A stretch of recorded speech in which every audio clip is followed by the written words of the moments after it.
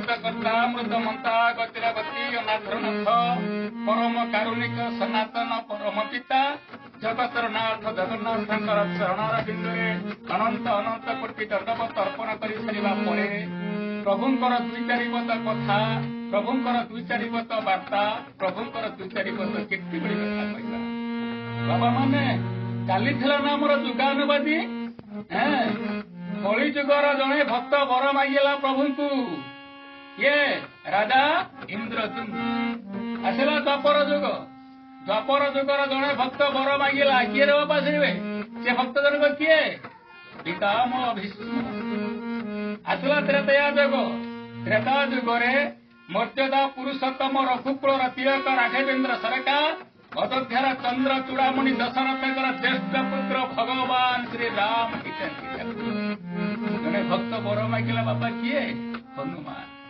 आज विषय आलोचनार विषय सत्य जुगरे जड़े भक्त बर मागिला एमतिया बरटे मागिला केउ दिन केतबेले केउ समय केउ परिस्थिति भी मत मागिला बापा माने जेतबेले प्रभुंकर नरसिंह रूप होता है प्रभुंकर पाद पाखु बेक पर्यंत नर बेक पाखु मुंड पर्यंत सिंह नरसिंह रूप प्रभु होता केतबेले जेतबेले हिरण्यकश्यप को माइले हिरण्यकश्यप मरिकी पड़ी हिरण्यकश्यप पड़ता समय प्रभुंकर रूपटा बहुत प्रसन्नित होती भयंकर रूप प्रभुंकर ये भयंकर रूप को देखी ये जो जेतिक थे 33 कोटी देवता माने समस्ते भयभीत हो प्रभुंकर रूपटा को केमिति आमे कौन करवा सब देवता माने बसिकी चिंता करुचंती ये जो प्रभुंकर भयंकर रूप क्रोधदात हो जाइए क्रोधदाता को केमती हमें शांति करवा ये 33 कोटी देवता चिंता कले स्वामी जदि टिके रागी जाइथिबो ना स्त्री पाख आसिक छिड़ा होगले कौन स्वामी राग तुटी जीवनी या मन चिंता करी सब देवता माने कौन कले ए बाबा माने वैकुंठपुर को गले का पाखकू श्री भुवनर परिजात्री माँ लक्ष्मी माँ कमला माँ लक्ष्मी के पाखे सब देवता माने पहुंचीगले हाथ जोड़े माँ हाँ कौन है प्रभुंर राग क्रोध अहंकार टे बढ़ी जाइए आपको चलतु शीघ्र चलतु माँ चिंता कले हाँ मोर से स्वामी ना अरे दुई हाथ थी ना चतुर्धा मूर्ति प्रभु होती ये तो यही तो राग अच्छे चल चल बापा चल सब देवता सांगरे धरी जिते आसिक पहुंची गले प्रभु जो देखी नरसिंह रूप प्रभु होती पाद पाखु बेक पर्यंत नर बेक पाखु मुंड पर्यंत सिंह जिते प्रभुंर आखि पड़गला टे 33 कोटी देवता माँ को टिके भय होगला ना प्रभु कौन कले टिके सिंह वृत्ति वर्जन करते प्रभु जो वर्जन कर माँ जो आसी माँ लक्ष्मी अनै पछक मुह कर माँ जो धाई पछपटे मुह कर धाई जाऊँगी बाटर 3 कचरा माँ लक्ष्मी पड़ी पलैगले ब्रह्मा देखला कि सी धाई पलैगले अरे देवदेव महादेव थे सी भी भय करके पलैगले सबु देवता माने अनै ये प्रभुंकर जो क्रोधजात हो जाइए ये क्रोधजात केमी संतुष्ट हे केमी कौन करवा सब देवता माने क्या बसिक चिंता कले कौन करवा जहाँ आज अनुष्ठान जहाँ आज प्रभु ये रूप धारण करें पठेदेवनी क्या पठेले प्रहलाद को बाबा माने प्रहलाद को पठेले प्रहलाद आज्ञा तुम जाओ ना जाओ प्रभु का तुम देखला तुम राग क्रोधटा शांति हो जाओ शीघ्र जाओ प्रहलाद 7 वर्षर छुआ बापा माने छोट छुआ होती प्रहलाद आसिक पहुंची गला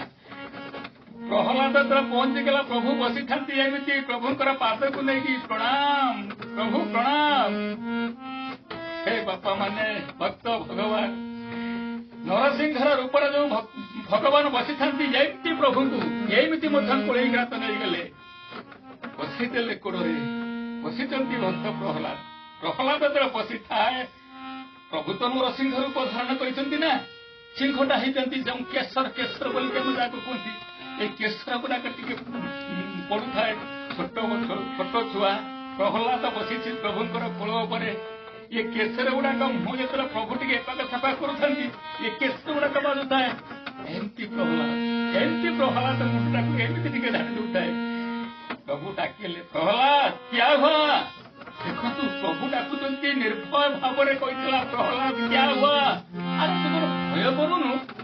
ଭୟ କାହିଁକି କରିବି? ଆରେ ତୋ ମା ମତେ ଚିହ୍ନି ପାରିଲାନି, ଧାଇନିକା ପଳେଇଗଲା, ବାଟରେ 3 କଚଡା ଖାଇକି ବୈକୁଣ୍ଠପୁର ଯାଇକି ପହଞ୍ଚିଲା। ଦେବଦେବ ମହାଦେବ ଆସିଥିଲେ, ସିଏ ବି ଚିହ୍ନି ପାରିଲାନି, ସିଏ ବି ଧାଇକି ପଳେଇଗଲେ। ଆରେ ଯୋଉ ବ୍ରହ୍ମାକୁ ବ୍ରହ୍ମା ଦେଖିଲା କି ସିଏ ଧାଇକି ପଳେଇଲା। ଆରେ ତତେ କଣ ଭୟ ଲାଗୁନି? କାହିଁକି ଭୟ ଲାଗିବ ପ୍ରଭୁ? ପ୍ରଭୁ ଇଏ କଣ ତମର ଅସଲ ରୂପ କି ଦେଖିକି ମତେ ଭୟ ଲାଗିବ? ଆଉ ଏଟା ବା ଆପଣଙ୍କର ନକଲି ରୂପ। ଏଇ ନକଲି ରୂପଟା ଦେଖିକି ମତେ କାହିଁ ଭୟ ଲାଗିବ ପ୍ରଭୁ? କଣ ପାଇଁ ଭୟ ଲାଗିବ? ଏଇଠି ଏମିତି ନରସିଂହ ରୂପରେ ପ୍ରଭୁ ବସିଥାନ୍ତି, ପ୍ରହ୍ଲାଦ ମୁଣ୍ଡରେ ଏମିତି ହାତ ଟିକେ ଥୋଇ ଦେଇଥାନ୍ତି। ପ୍ରଭୁ କହିଲେ ନା, ପ୍ରହ୍ଲାଦ ଆଜ୍ଞା ବରଟିରେ ମାଗ ନା, ମାଗ ତମେ ବରଟିଏ, ଯାହା ମାଗିବ ମୁଁ ତାହା ଦେବି, ମାଗ। ପ୍ରହ୍ଲାଦ କହିଲା, ପ୍ରଭୁ କଣ ଆଉ ବର ମାଗିବି ପ୍ରଭୁ? ଆପଣ ଏଇ ଯୋଉ ଅଭୟ ବରଟି ଦେଇଛନ୍ତି, ମୋ ମଥା ଉପରେ ହାତଟି ରଖିଛନ୍ତି, ୟାଠୁ ଆଉ ବଡ ବର କଣ ଅଛି ଯେ ମାଗିବି? ପ୍ରଭୁ କହିଲେ, ହଁ ମୋ ମା ଲକ୍ଷ୍ମୀ କି? କହିଲେ, ହଁ ଏମିତି କୋଳରେ ବସେଇ ତାଙ୍କ ମଥା ଉପରେ ହାତ ରଖିଛନ୍ତି କି? ପ୍ରଭୁ କହୁଛନ୍ତି, ଆରେ କେଉଁଦିନ କେତେବେଳେ କାହିଁ ମତେ ଏ କଥା ମନେ ନାହିଁ। କହିଲେ, ମନେ ନାହିଁ? କହିଲେ, ନାଇଁ। ଆଚ୍ଛା ଦେବଦେବ ମହାଦେବ? କହିଲେ, ହଁ ମହାଦେବକୁ ଏମିତି କୋଳରେ ବସେଇ ତାଙ୍କ ମଥା ଉପରେ ଏମିତି ହାତ ରଖିଛନ୍ତି କି? କହିଲେ, ନାଇଁ। ଯୋଉ ତ୍ରିଭୁବନ ପରିଯାତ୍ରା ଆମର ଯାହାକୁ କୁହନ୍ତି ବ୍ରହ୍ମା ବୋଲିକି, ଯୋଉ ବ୍ରହ୍ମା ସୃଷ୍ଟି କରିଛନ୍ତି, ସୃଷ୍ଟି ସର୍ଜନା କରିଛନ୍ତି, ତାଙ୍କର ଅନ୍ୟ ନାମ ହଉଛି ବିଧାତା। କହିଲା, ହଁ। ସେ ବିଧାତାକୁ ଏମିତି କୋଳରେ ବସେଇକି ତାଙ୍କ ମଥା ଉପରେ ଏମିତି ହାତ ରଖିଛନ୍ତି କି? କହିଲେ, ନାଇଁ। ଯିଏ ବ୍ରହ୍ମା ପାଇନାହାନ୍ତି, ଯିଏ ବି ଦେବଦେବ ମହାଦେବ ବି ପାଇନାହାନ୍ତି, ମୋ ମା ଲକ୍ଷ୍ମୀ ମଧ୍ୟ ପାଇନାହାନ୍ତି, ମୁଁ ତ ଆଜି ଅଭୟ ବର ପାଇଗଲି। ଠାକୁରେ କଣ ମାଗିବି ବର? ଆଉ କି ବର ମାଗିବି ପ୍ରଭୁ? ଏଇଠି ନରସିଂହ ରୂପରେ ଭଗବାନ କହୁଛନ୍ତି, ଆରେ ମାଗ ନା, ମାଗ, ତମେ ଯାହା ମାଗିବ ମୁଁ ତାହା ଦେବି, ମାଗ ନା। ଏଇଠି ଭକ୍ତଟି ବର ମାଗିଲା, କହିଲା, ପ୍ରଭୁ ହାତଟି ଯୋଡି ଦେଲା, ଠାକୁରେ ମତେ ଯଦି ଏଇ ବରଟି ଦିଅନ୍ତୁ ନା, କହିଲା, ମାଗ ନା, ତୁମେ ଯାହା ମାଗିବ ମୁଁ ଦେବି ନା, ମାଗ। କଣ ମାଗିଲେ ଏ ବାପା ମାନେ? କଣ ମାଗିଲେ ବର? ଆମେ ଗୋଟିଏ ଦୀପଟିଏ ଧରୁଛନ୍ତି, ଜଗନ୍ନାଥ ମହାପ୍ରଭୁଙ୍କ ପାଖରେ ନେଇକି ପହଞ୍ଚୁଛନ୍ତି, ଏ ଅରକ୍ଷ ରକ୍ଷକ ମହାବାହୁ ବଳିଆର ଭୁଜ ପତିତ ପାବନ ନୀଳାଞ୍ଚଳର ମୌରମଣି ମହାପ୍ରଭୁ ଟିକିଏ ଦୀପ 5 ଟଙ୍କା କି 10 ଟଙ୍କା ଇଏ ନେଇଥିବ, ଟିକିଏ ବନ୍ଦେଇ ଦେଇଥିବେ। ଇଏ 10 ଟଙ୍କାରେ କେତେ ବର ମାଗିଲେ? ମୋ ପୁଅର ବାହାଘର ହେଇଯାଉ, ମୋ ଝିଅର ଚାକିରି ହେଇଯାଉ, ଏ ଠାକୁରେ ମୋର କୋଠା କଟା ଓନେ ହେଇପାରୁ। କିନ୍ତୁ ପ୍ରହ୍ଲାଦ କଣ ମାଗିଲା ପ୍ରଭୁ? ପ୍ରହ୍ଲାଦ ମାଗିଲା, ପ୍ରଭୁ କହୁଛନ୍ତି, ଆରେ ମାଗ ନା ବରଟିଏ, ମାଗ, ତୁ ଯାହା ମାଗିବୁ ମୁଁ ତାହା ଦେବି, ମାଗ ନା।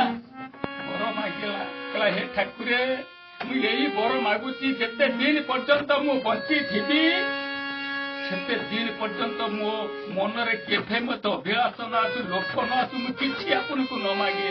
ହେ ପ୍ରଭୁ ମତେ ଏଇ ବରଟି ଦିଅନ୍ତୁ ନା, ତଥାସ୍ତୁ। ବାପା ମାନେ ଯୁଗାନୁବାଦୀ ଚାଲିଥିଲା ନା, ଯୁଗାନୁବାଦୀ ଚାଲିଥିଲା ବାପା। ସତ୍ୟ ଯୁଗରେ ଜଣେ ଭକ୍ତ ବର ମାଗିଲା, ମୁଁ ଯେପର୍ଯ୍ୟନ୍ତ ବଞ୍ଚିଛି ମୋର ଲୋଭ ଶକ୍ତି କିଛି ନ ଆସୁ, ମୁଁ ଆପଣଙ୍କୁ କିଛି ନ ମାଗେ।